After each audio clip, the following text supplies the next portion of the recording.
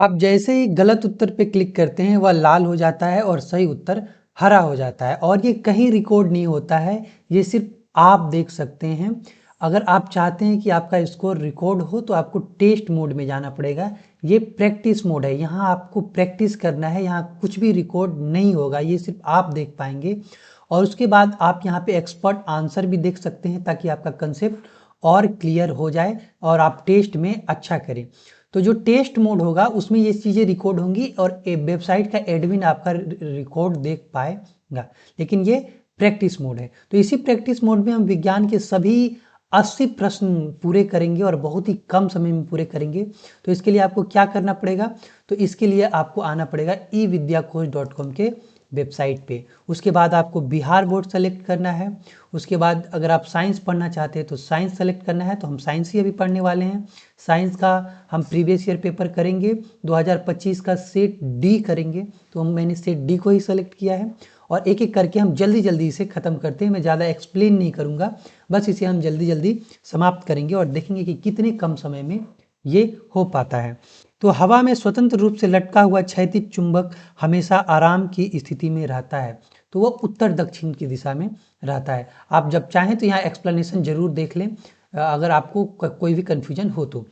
Question number 2, एक विद्युत धारावाही तार के समीप कंपास रखा जाता है, यह कंपास की सुई विक्षेपित होगी।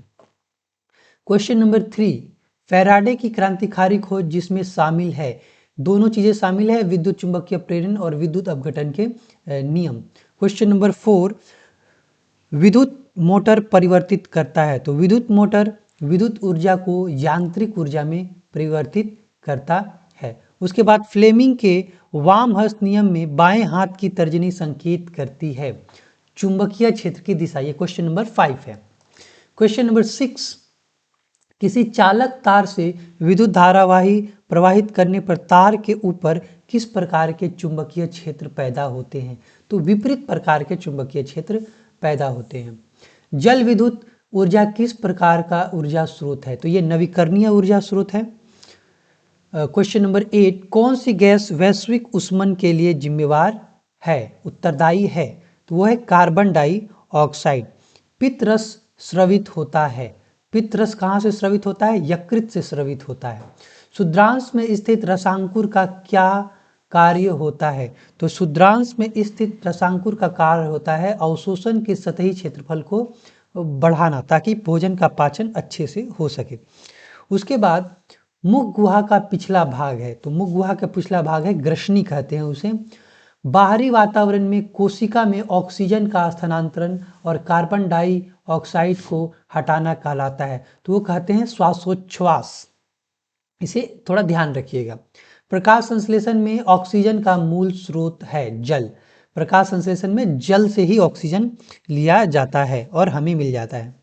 निम्नलिखित में किसे कोशिका का ऊर्जा मुद्रा के रूप में जाना जाता है, तो ये एटीपी है। पादप में जाइलम उत्तरदायी है किसके लिए, तो जल का वहन के लिए, एक जगह से दूसरी जगह ले जाने के लिए। प्लाज्मा के अलावा रक्त में निम्नलिखित में से क्या पाए जाते हैं, तो इनमें से सभी चीजें पाई जाती हैं, श्वेत रक्त कोशिकाएं, लाल रक्त कोशिकाएं और रक्त पट्टी कानू। उसके बाद अगला क्वेश्चन, क्वेश्चन नंबर 17, अम्ल का जलीय विलयन विद्युत का संचालन करता है क्योंकि अम्ल जल में आयनित होता है।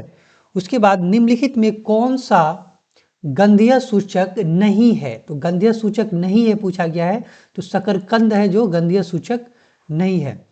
चींटी के डंक में कौन सा अम्ल पाया जाता है, तो मेथेनॉइल अम्ल पाया जाता है, बहुत पॉपुलर क्वेश्चन है।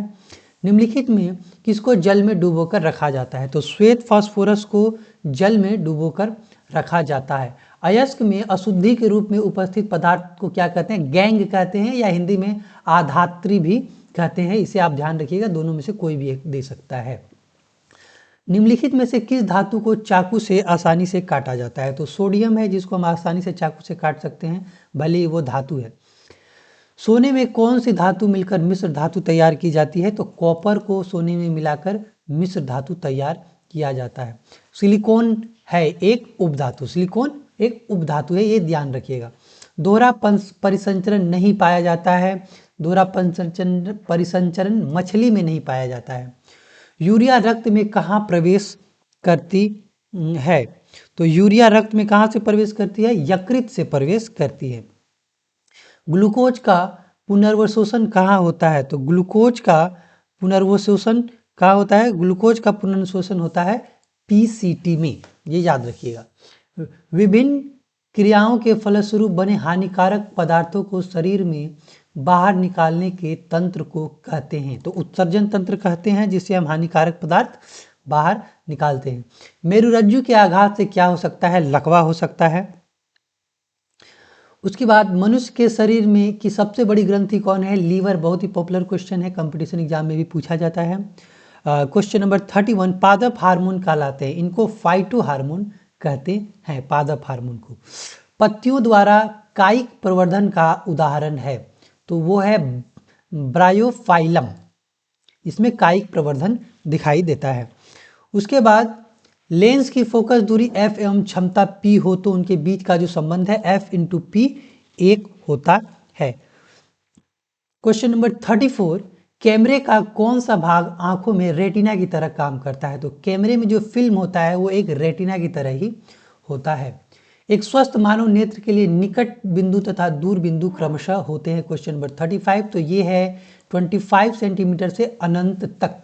चंद्रमा पर खड़े अंतरिक्ष यात्रियों को आकाश कैसा प्रतीत होता है? तो वो काला प्रतीत होता है, नीला प्रतीत नहीं होता है, ये ध्यान रखिएगा अगर वो चंद्रमा पे खड़ा है तो। क्वेश्चन नंबर 37, नेत्र की सावंजन क्षमता कम हो जाने से उत्पन्न होता है, तो जरा दृष्टि दोष उत्पन्न होता है। किसी चालक की प्रतिरोधकता का माप क्या है? तो वो ओम मीटर से हम उसे मापते हैं। 1 जूल में कितनी कैलोरी होती है? तो लगभग 0.23 कैलोरी होती है। विद्युत बल्ब में फिलामेंट निम्नलिखित में से किस धातु का बना होता है? तो फिलामेंट टंगस्टन धातु का बना होता है। किशोर अवस्था में होने वाले परिवर्तन को कहते हैं, इसे प्यूबर्टी कहते हैं, जब जवानी में कोई में परिवर्तन होता है। निम्नलिखित में जवानी नहीं, किशोर अवस्था मतलब उससे पहले का समय है, बचपन के बाद और एडल्ट होने से पहले। निम्नलिखित में कौन सा परिवार नियोजन साधनों में प्रयुक्त एक प्रभावी उपाय है? तो ये सभी चीजें परिवार नियोजन के लिए प्रयुक्त होती हैं और सभी प्रभावी हैं।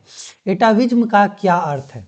एटाविज्म का अर्थ है संतति में पूर्वजों के गुणों का आना जो जनकों में नहीं है। किसी जीव की जीवी संरचना कहलाती है, इसे हम कहते हैं जीनोटाइप। किसी जीव की जीवी संरचना को जीनोटाइप कहते हैं। प्रकृति चयन द्वारा जीवों का विकास करती है, तो ये किसका सिद्धांत है? डार्विनवाद का सिद्धांत है। जैव आवर्धन प्रदर्शित करने वाला रसायन है, तो इसे हम क्या कहते हैं? इसे हम कहते हैं DDT। प्राथमिक उपभोक्ता कहलाते हैं, तो शाकाहारी जो होते हैं वो प्राथमिक उपभोक्ता होते हैं। CFC क्लोरोफ्लोरोकार्बन का व्यापक उपयोग होता है, कहाँ होता है? इनमें से सभी चीजों में होता है। ब्यूटेन के कितने समावयवी संभव हैं? तो 2 समावयवी संभव हैं। मीथेन के अणु का आकार होता है या समचतुष्फलकीय होता है, इसे याद रखिएगा। कार्बनिक यौगिकों में कार्बन की संयोजकता होती है, तो कार्बन की संयोजकता 4 होती है और ये बहुत अधिक मात्रा में यौगिक बनाता है। निम्न में से कौन संतृप्त हाइड्रोकार्बन है? तो एल्केन जो है संतृप्त हाइड्रोकार्बन की श्रेणी में आता है। एथिलीन का IUPAC नाम है, तो एथिलीन का IUPAC नाम है एथीन। मेंडलीव की आवर्त सारणी की एक कमी क्या थी? तो उसमें हाइड्रोजन को उचित स्थान नहीं मिला, यही उसकी सबसे बड़ी कमी थी। अष्टक का नियम लिखित में से किसके द्वारा प्रतिपादित किया गया था? तो न्यूलैंड्स के द्वारा अष्टक का नियम प्रतिपादित किया गया था। निम्नलिखित में कौन यौगिक सबसे अधिक क्षारकीय होता है? हम क्वेश्चन नंबर 56 पे आ गए हैं। तो सबसे अधिक क्षारकीय यौगिक इसमें से होता है Na2O यानी कि सोडियम ऑक्साइड। किरणों के समूह को कहते हैं, तो क्या कहते हैं? प्रकाश पुंज या किरण पुंज, हम दोनों ही कह सकते हैं। उसके बाद प्रकाश की किरणें गमन करती हैं, सीधी रेखा में गमन करती हैं, सबको पता होना चाहिए, ये पता नहीं है तो आपको कुछ भी पता नहीं है। अवतल दर्पण किस प्रकार का दर्पण है। तो अवतल दर्पण जो है उसे हम अभिसारी दर्पण कहते हैं। कार की हेडलाइट में निम्नलिखित में से किस प्रकार के दर्पण का उपयोग किया जाता है? तो उसमें अवतल दर्पण का उपयोग किया जाता है। अवतल दर्पण की फोकस दूरी होती है, तो अवतल दर्पण की फोकस दूरी हमेशा ऋणात्मक होती है। किस दर्पण में हमेशा वस्तु का छोटा प्रतिबिंब दिखाई देता है? तो उत्तल दर्पण है जिसमें वस्तु का हमेशा छोटा प्रतिबिंब दिखाई देता है। वायु में प्रकाश की चाल निर्वात की अपेक्षा होती है। क्वेश्चन नंबर 63 पे हम आ गए हैं। तो ये हमेशा कम होगी, वायु में प्रकाश की चाल निर्वात की अपेक्षा हमेशा कम होगी। अगर कहीं आपको इसमें गलती दिख जाए, क्योंकि मैं जल्दी जल्दी कर रहा हूं, तो जरूर कमेंट करिएगा। प्रकाश द्वारा प्रदर्शित कौन सी घटना तारों की टिमटिमाहट में प्रदर्शित होती है? तो इसे हम क्या कहते हैं? इसे हम कहते हैं अपवर्तन। कल्पक्कम नाभिकीय विद्युत संयंत्र किस राज्य में स्थित है? तो ये नाम से ही पता चल रहा है कि तमिलनाडु में ही होगा, ऐसा नाम तमिलनाडु में ही होता है। घरेलू गैस एलपीजी का प्रमुख घटक है, तो उसका प्रमुख घटक होता है ब्यूटेन, मीथेन नहीं ब्यूटेन होता है। ऊर्जा के दो अनवीकरणीय स्रोत है, अनवीकरणीय यानी कि जो खत्म हो जाएंगे। तो ये कोयला और पेट्रोलियम है जो खत्म हो जाएंगे अगर हम उसका दोहन बहुत ज़्यादा तेजी से करें। तो ऐसे भी जिस तेजी से हम कर रहे हैं वो खत्म हो ही जाएंगे। श्वसन किस प्रकार की अभिक्रिया है? तो श्वसन एक उपचयन अभिक्रिया है। इलेक्ट्रॉन में स्थानांतरण से बने यौगिक को कहते हैं, तो इसे कहते हैं वैद्युत संयोजी यौगिक कहते हैं।